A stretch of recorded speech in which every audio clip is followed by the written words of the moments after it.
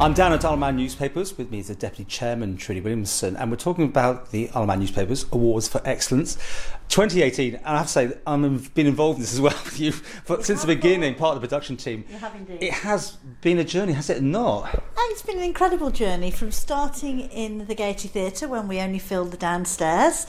Then we went up to the Circle, we filled the Gods, and then 10 years ago, this will be our 10th in the Villa Marina.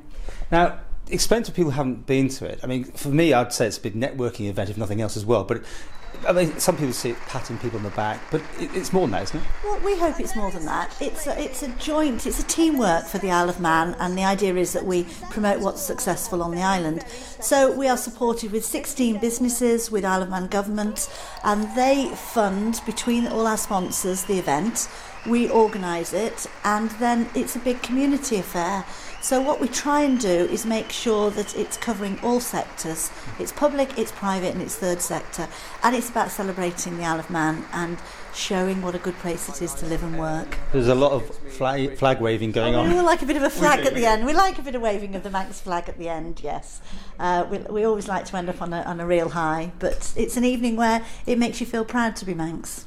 Now, we always have a comedian sort of thing, and I've already chatted to ours this year. Tell us a bit about Pierre. Well, we have Pierre Novelli. Pierre is born in South Africa, but he came here when he was 7, and he went to King William's, he went to Cambridge, and now he's a stand-up comedian, doing very successfully, and a writer, I believe, as well. So Pierre is coming, and he's going to perform. I don't think it's the first time on the Isle of Man. I think recently he helped out and covered for someone else. But yes, it's his first major performance in the Isle of Man, so we're very excited to see him. As all things, contracts are still being signed. We can't go into, I don't think you go into much more detail about... I'm happy to tell you who's coming. Yes, oh, you are? Yeah. Now, okay, here. I'm very excited. But obviously we have to put a proviso that things could change. Well, things always change. Yeah, but as it stands. Media. So as it stands... Wow. As we speak, we have Kate Silverton, who is going to host it this year. Now, Kate, since announcing and signing up with us, has gone on to Strictly, onto BBC Strictly. So she's going to confirm to us on Wednesday whether she can actually still come and bring her dancing partner with her, rehearse while she's here for the day. So we may have a bit of a Strictly swirl going on at some stage, or twirl, isn't it? A twirl rather than a swirl. Now, Kate is a BBC newsreader, so they always like that sort of angle to it. This is great. I mean, obviously you didn't know that when you booked. No, we are so excited. We met Kate earlier in the year when one of my colleagues here, Emma, won an industry award, and we were very impressed the way she handled the whole evening. So we immediately invited her to come over. She's our first female presenter. It's taken us 13 years, which is very embarrassing.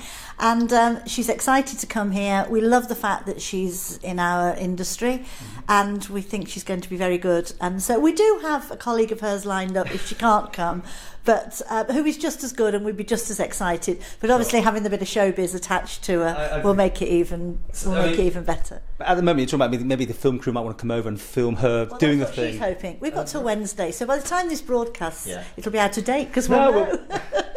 Fantastic. Anyway, the reason that we're doing this today is people need to enter. I know it's always a sort of late event for a lot of people, but you've got new awards in different categories. What? Well, every year we review the awards, we review the responses we get. So if there's one or two that over a number of years we haven't seen an increase in entries, we change them around. So last year we introduced workplace wellbeing, and we had a phenomenal response to that, so we've kept that one in.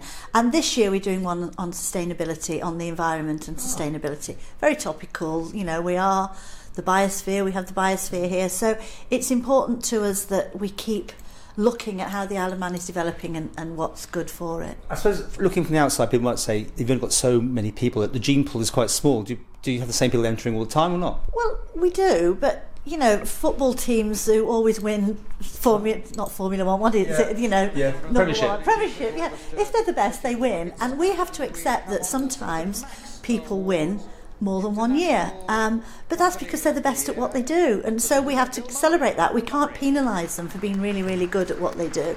But actually, I think we've recognised 400 or 500 different companies and people now, and they get the badge of honour that they have when they've been a finalist. And you know, we've many examples where it's transformed people's businesses. I know Karen Tasker would say that he's been with us for 8 years. He did a very well-remembered acceptance speech when he won for the first time last year. But he now has 60 clients that are corporate, and he attributes it to the profile that he has had from the Awards for Excellence. So it's not just about the very big businesses. It helps charities. The Samaritans last year were just incredible in their acceptance speech, and they weren't looking for money, they were looking for volunteers. So they took this audience of 1,300 people and worked it so well that they put across the point. And the other thing, of course, it's broadcast around the world, it's live streamed, as well as we have hundreds of thousands of people watching it live because we link up with 3FM. So they're fantastic as a partner to do this. And also the studio backstage is where you really get the chance to do all your thank yous. We kind of have to cut you slightly short on stage because we just can't give everyone 15 minutes of fame. But once they go backstage and grab a drink and a little something and relax a little bit, and then they're filmed by 3FM, and those are all broadcast on Facebook Live. How long have people got now to take part, to enter? Well, no one enters till the last day. This has become something that puts us on edge. Very puts us on edge. The 19th of September. How do they do it? They go online, go on to Isle of Man Today, and you'll see the Awards for Excellence. Click on that, and all the entry forms are online.